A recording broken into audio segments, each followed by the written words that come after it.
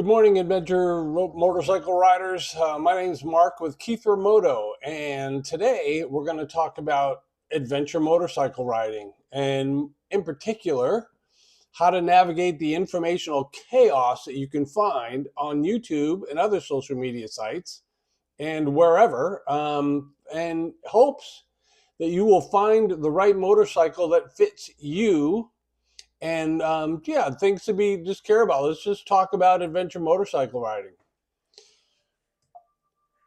So, having said that, I got my coffee here this morning, and this is something I've been thinking about for a while. Here at Keith Remoto, what we do is we really try to provide topics for you guys in an educational format, so you can be better informed and help your adventure riding experience be a little safer, for sure, a little safer, a little less hazardous and more comfortable and more informative, really, because there are 1,000 sites that will teach you how to ride a motorcycle, and there are 1,000 courses you can take that teach you how to ride a motorcycle, but really not what to do with the motorcycle, right? I mean, where you go and what you do with it and how to survive when you need to stop for the night and things like that. That's where we come in. So, what is adventure motorcycling, and where do you fit in to the realm? Okay, so adventure can be defined as really any situation or event that challenges a person's status quo, right? People joke a lot about, oh, you're going to buy this $30,000 motorcycle and just go down to Starbucks for coffee and stuff like that. Well, as far as I'm concerned, if that's your adventure, there you go. I mean, have at it if you can do it. So whatever, as long as you're on your bike and you're riding and you're learning and you're growing and you're safe and you're pushing your boundaries a little bit here and there. I think it's great. I think it's all good across the board. I love this sport because it encompasses so much opportunity to learn and other things. So adventure motorcycling descriptions, right? There's so many different types, and I really want to kind of put it in context, and I'm sure you can come up with a few more yourself, right? So solo versus group riding, right? I like to do solo riding. I'm not really a group person, but I'll do it. Uh, yeah, you're with a group and it helps with logistics and things like that. It takes a little more planning, things like that, briefings and objectives and things like that. So it's a little more complicated, but once you're a solo rider, first off, and you got your system down, it's really liberating, to say the least. So supported or unsupported rides, right? So some people go out with groups and things, and they're supported, and they're followed by a truck, and they got all their cook gear and camping gear, so you don't have to haul it. You can just concentrate on motorcycling. It's great. And the other thing cool about it is you can go almost all over the world. You can find some company that has supported adventure motorcycle riding in the world, which is awesome.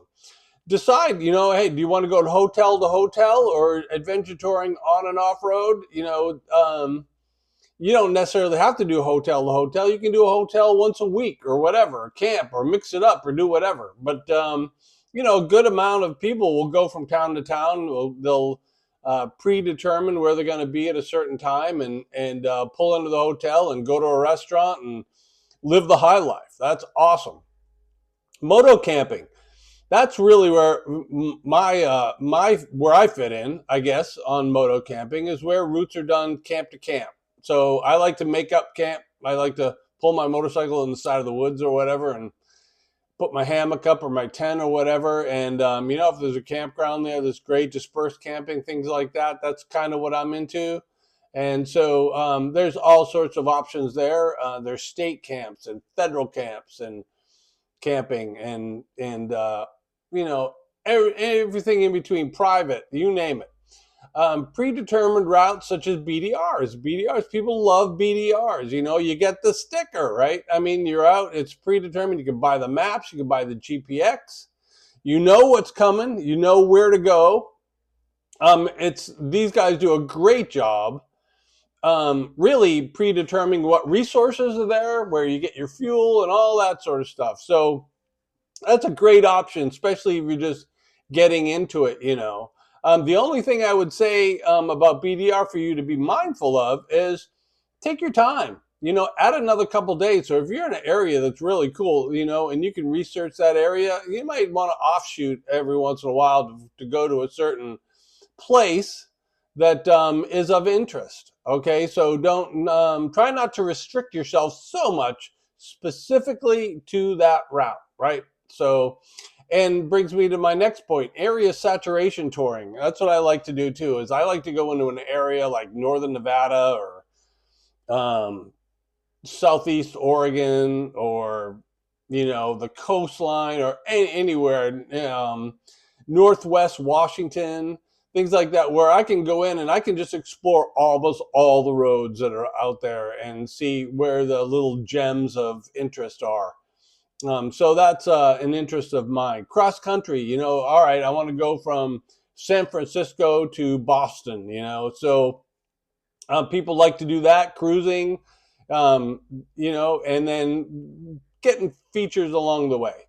Guided trips where you pay for services on your trip. And there's a host of them, anywhere from Australia to Southeast Asia to, you know, anywhere you want to go. You can Google up a trip and say, hey, I want to do a trip in Iceland or Norway. And they'll provide you a motorcycle. They'll provide you with all this sort of stuff. And it's big bucks, you know, for sure. But worth it? I haven't heard a bad thing about it. I think it's great. The people love it. So adventure motorcycling types and options. Why am I going through this, right? So because it's a navigate. I mean, I'm not super new to this whole thing, but you know, I went through a lot of trying to determine what information was good and what was maybe not useful or not as useful. So this is why we're going through this whole thing. So if you're going to get into adventure motorcycling, you really understand, hopefully understand exactly what it is, right? So any motorcycle essentially can go off-road, right? Or on-road or wherever, right? Because you put it in gear and it goes forward, as dumb as that may sound. But would you go into a Harley dealership and buy a brand new, other than a Pan American or whatever, because that's what it's designed to do. But I mean like a Goldwing or a you know, Harley Cruiser or something, and then take it off road. That doesn't make any sense, right? So motorcycles are type specific, right? So is it road oriented, like strictly road oriented? It's not set up with ride height, clearance, the right tires, things like that, all that sort of stuff. So that makes common sense, right? Is it off-road oriented? Is it a dirt bike? It is a dual sport bike. Is it mainly just for off-road stuff? It maybe not have the biggest engine on it, probably not the biggest load capacity, things like that, both on and off-road. You know, any of the GS bikes, you know, the GSA bikes, 1250, 1300s, things like that are big, you know, but they're designed to cruise on the road and be able to go off-road. Would you take a single track? Probably not, but some people do. Some take the bigger KTMs out on single track, but there's all sorts of stuff in that regard. Large capacity bikes, you know, medium capacity bikes, small capacity bikes. You know, I'm talking about, you know, loading you and your luggage and things like that on your motorcycle. Can it carry it? Can the suspension handle it? Things like that. What exactly what is the size of the bike that you're looking for? Load carrying, as we mentioned. Wheel size. The big thing with off-road, right, is whether it's got a 21-inch wheel or a 19-inch wheel. You know, there are, you know, the new GS 450 that came out, it's got a 19-inch front wheel, right? And people seem to, you know, like that. And they don't seem to be as much of a factor. It's a little more sporty on the road and things like that. Horsepower and torque. What does that mean? Everybody looks like this thing, 94 horsepower peak at such and such an RPM, right? Or this type of of peak performance, or this torque in the lower rev ranges. And what does all that stuff means? Well, it basically means that if you turn the throttle, you're going to feel the power of it, right? I mean, they all have power, and how fast can you go with a large, capacity of luggage and yourself and things like that. Up a hill, you're going to have the power for it. So really determine, do you want anything sub 500 or, over 500 cc's in the 1,000 range or 1,200 range, or things like that. And does your skill set mirror the size bike that you want to get, or can you grow into the motorcycle? Reliability, foreign Japanese bikes, CF Moto's really coming down the pike as well, with really good engines that are reliable. KTM's, they had the cam problem, things like that. But that's, from what I understand, it's over. They extended the warranty. Not much of an issue from what I can gather anyway. So reliability is a very important thing, right? What's the maintenance schedule? Things like that. Riding position and comfort, right? Can you stand on it? Can you ride it? And you can stand on any motorcycle, you know that. But is it comfortable to ride, right? Does it have a comfortable seat? Is it comfortable ergonomics to it, right? And you can adjust ergonomics as well. But, when you sit on the bike, does it fit? Does it fit you? Luggage options, does it come with racks? Do you have to put racks on it? What kind of luggage do you want? Soft versus hard, things like that. Fuel range. What's the fuel range? How big is the tank? The new GS 1300s has a huge tank, and for exactly that, for adventure motorcycle riding, and so you don't have to pull in a gas station every few minutes or whatever. So, yeah, it's something to be cognizant of. Can you put a bigger tank on it? Things like that. And we'll talk about modifications and upgrades later. Single cylinder versus multiple, right? Multiple cylinders versus single cylinder. Single cylinders, the thumpers and things like that, they're in a whole genre in themselves. I have a 1983 Honda 600. And when XL 600, 1983, that I'm refurbishing. Anyway, long story short, you sit on that and you really feel it, right? So something to think about. Do you want the dual cylinder? Do you want 3 cylinders like the Triumphs have? What does it feel like? I owned a Triumph initially, and it wasn't for me, to be honest with you. Great motorcycle, nothing bad to say about it. It was a little buzzy for me, so I just I ended up getting a BMW because I'm 455 years old, so it was a little more smoother and things like that for me. Anyway, modifications and upgrades. We're going to talk about that in a little bit. You got to determine, kind of like, if I buy this motorcycle, what do I need to modify on it in order for it to fit me, right? What kind of upgrades do I need to do or want to do on it? Is it upgradable, right? So all these things to think about for you in order for you to home in on the right motorcycle for you for adventure motorcycling or whatever your adventure is. First thing you need to do is, what is your objective? Okay, some people hate this, but it's true. What is your objective? What do you want to do and accomplish with your motorcycle? Okay, what do you want to do? Do you want to, I want to do strictly BDRs, all right, backcountry discovery routes. I want to go from San Francisco to Boston. I want to do open highways, but I want to be able to pull in a campground somewhere that's on a dirt road somewhere. I want to just tour Montana, or so I want to tour the Northwest or the West, or do I want to go into the desert of Utah, or Nevada, or anywhere? What is your objective? What do you want to do? You need to know that almost way before even thinking about motorcycles, because there's so, you can buy all different types.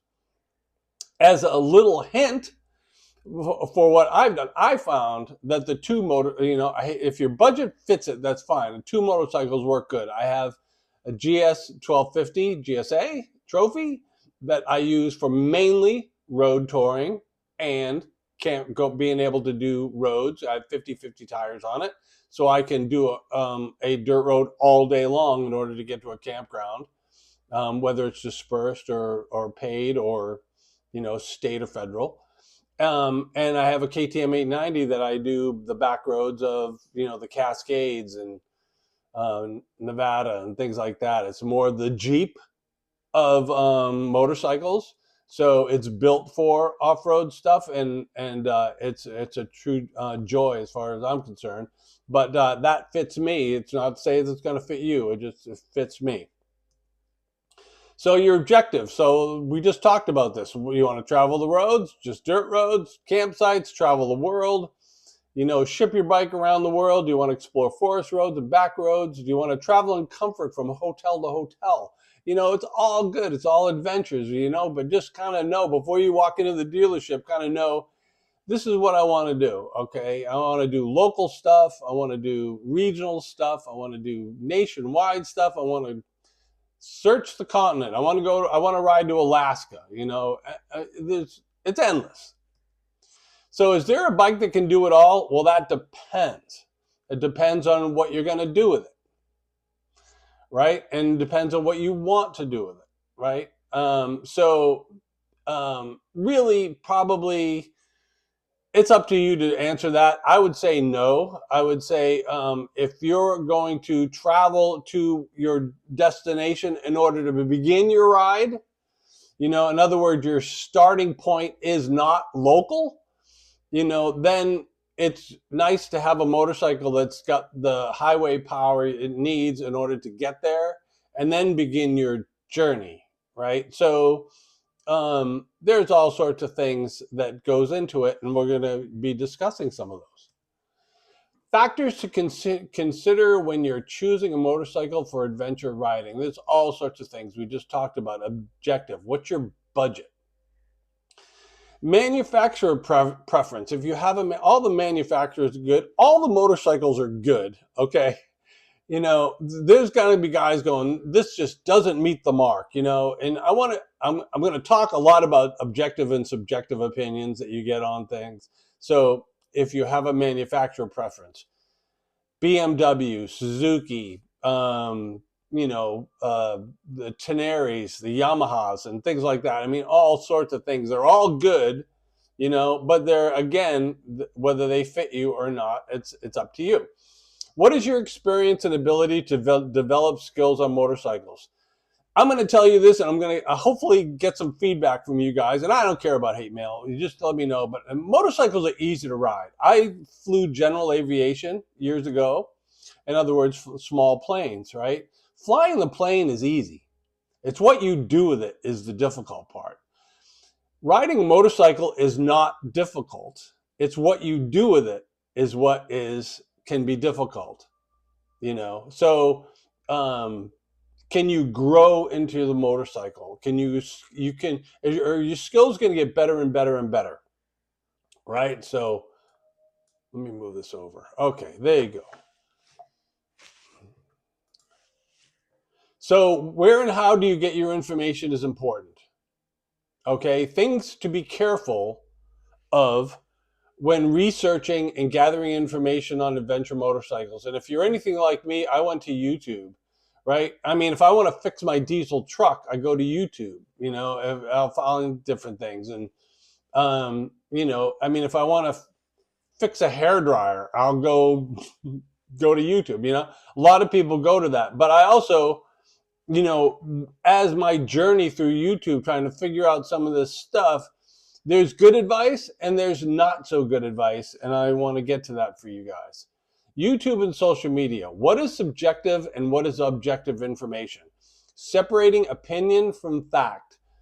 Who is qualified to give you the information you need? Okay, be skeptical about some of these things. I'm going to mention some really good sites, and I'm going to mention some things that I have witnessed or visualized that maybe not something that you may want to question. Okay, so look out. Be skeptical when you hear things like, I rented this bike for the weekend and you shouldn't buy this because this bike does this. Okay? You can't review a motorcycle by renting one on a weekend and then going out. There's too many factors and characteristics and um, things that you need that happen that you can't get on YouTube and just review a motorcycle over a weekend. Okay? Very few people may be able to do that, but most people can't. You know, you cannot formulate an opinion by renting a motorcycle for a weekend. It's very difficult to do. All right. So be skeptical of people that do that. Someone that's reviewing a motorcycle and the first thing they do is they get on and go, this thing's got a lot of power. All right. They all have power. I mean, they all have a lot of power. They have different types of power, you know, whether it's a smooth transition of power, depends on the rev range, different things like that. But if you turn the throttle, you're going to feel power on these things. So be skeptical about reviewers who are just selling views, selling views or want you to subscribe and things like that. Can you get things out of these? Absolutely. You can get something out of them, but I want you to be the question, what information you are hearing so you can discard the not so good stuff and absorb the good stuff. Someone telling you to modify your bike by cutting wires or removing components. Anybody that gets on YouTube and says you should cut these wires, you should splice them together, and because of this, is not someone that you want to follow. It's as plain as that, okay? They're telling you to modify your bike. If you want to modify your bike and you want to do something like that, please check with a mechanic beforehand, because there are very qualified engineers that build these motorcycles. And you should be very careful about doing something like that. By all means, you want to do it, go ahead. Have at it. But be mindful and check before you do stuff like this, because they're going to, at that point, they're just reaching for things to talk about in a sport that's got a billion things to talk about, as we are discussing here today. So I would like you guys to be skeptical in that regard. Anybody that gives you their history over and over and over and over and over and over and over again, okay? I've been riding for 25 years and I've done this and I've done that and I've done this and I've done that, okay? Great, okay? I want you to come to my channel and I want you to listen to my opinions because I'm qualified, okay? Well, adventure motorcycling essentially is a new sport and everything. And so you may be riding for 20 years. You may own something for 20 years. But if you are going to be a pilot in I'll give you an example. In general aviation, you have a pilot's log that records the hours of how much you fly. Okay, so how much you ride is very, very important. How much you ride. You may do a trip a year or two or whatever, but do you ride all year long? Do you ride in all different weather and things like that? So, they're very motorcycle based oriented. Listen to them. I mean, they're good. I don't have a negative thing about them, but just I want you to be a little bit skeptical that not what everybody is saying, including myself, is gospel, right? So be very careful in that regard. Things you should look for in a motorcycle, right? Right? You want to buy a motorcycle, things you should be looking at. Seat height, tank capacity, range, load capacity, horsepower, wheel type and size, whether it's spoked or cast. Features like heated grips. Does it have heated grips or heated seat? Things like that. What features does it have on it? Wind protection. Does it have modes? Does it have an off-road mode? Does it have a rally mode? Does it have a mode that changes the road characteristics to it? ABS, traction control, suspension. Does it automatic suspension or do you have to manually adjust your suspension? Upgradability. Everybody loves to upgrade their motorcycles, including moi right here. So, in upgradability, what, are there sites that provide upgrades to it? Do you need to modify your bike to fit you? Do you need to modify your bike? Do you need to, if I buy this bike, I'm going to have to buy a lower seat or a lowering kit, something like that. Not impossible, not a deal breaker, but do you need to do something like that? Does it exist? Something to think about. So modifications versus upgrades. Okay, there's a difference. If somebody's telling you to modify your bike because of this, please check with a certified mechanic first. All right. And I'm going to give you a couple examples, okay, where you want to be careful about modifications. Upgrades, you want to buy, I don't even know how to say it, Akrapovic, a new exhaust system. Do you want to put a tuner on it? Do you want to do all this stuff? Why anybody, what I don't understand, don't take this negative by no means, but why anybody would need more power on a particular bike, I have a hard sell on that one. Leave in the comments, let me know why you should put a tuner on it and things like that. But upgrading the airbox, absolutely. Upgrading, your filter system needs clean air. Will make your bike a lot better. Upgrading, oil filters or air filters or seats. Handlebar height, all sorts of things, right? But know what the difference between a modification and an upgrade. Examples: removing safety components. Okay, be very careful. The big thing about removing catalytic converters, right? That's a big thing because catalytic converters can be hot, right? And it can cause some discomfort, right?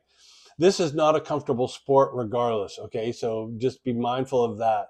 And the other thing to be mindful of that they don't tell you is, at least on the KTMs, the one that I have, your spark arrestor is in your um, catalytic converter, right? So do you need to change the exhaust system as well in order to ride out in the desert? It's because you need to have a spark arrestor.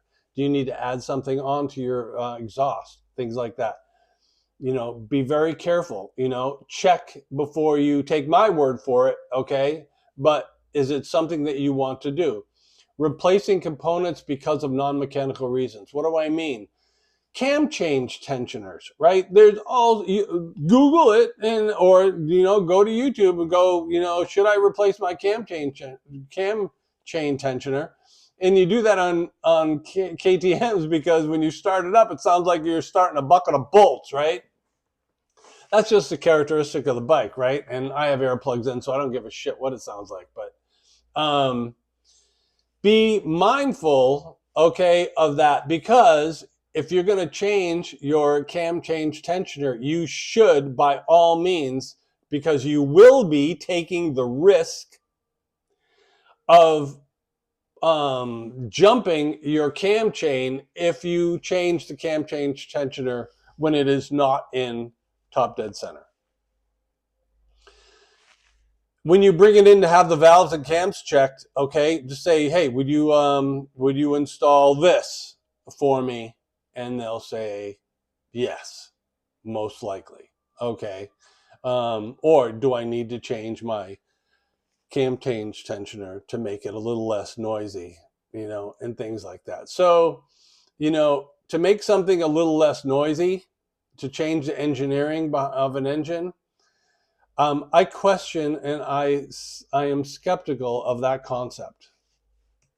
Okay, upgrades. There's billions of them, and companies make a huge amount of money in different things on upgrades, right? So larger tank.